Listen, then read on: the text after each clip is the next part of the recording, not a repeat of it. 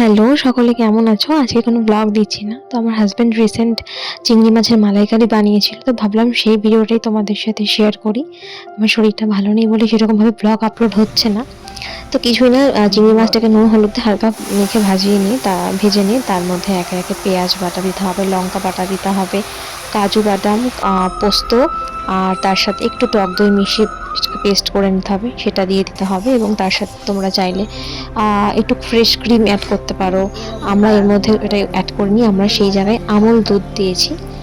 আমল দুধটাকে গরম জলে ফুটিয়ে নিয়ে দিয়েছি, তবে এখন না, লাস্টে দেবো সেটা।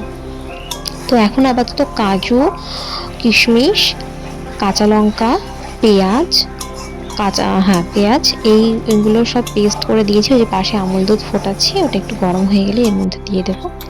নুন আর হলুদ গুঁড়ো একদম সামান্য দিয়েছি, কারণ কালারটা হালকা হালকা হবে, ওই জন্য নুন হলুদ হালকা হালকা দিয়ে তারপরে চিংড়ি মাছ যেগুলো ভাজা ছিল ওগুলো দিয়ে দুধটা দিয়ে ভালো করে এটাকে ফোটাতে হবে। আর সামান্য একটু চাইলে জলও তোমরা অ্যাড করতে পারো, সেটা তোমাদের যার যার নিজস্ব চয়েস। আর একটু অবশ্যই চিনি দেবে, কারণ এই রেসিপিটা কিন্তু মিষ্টি মিষ্টি হবে, ঝাল ঝাল হবে না।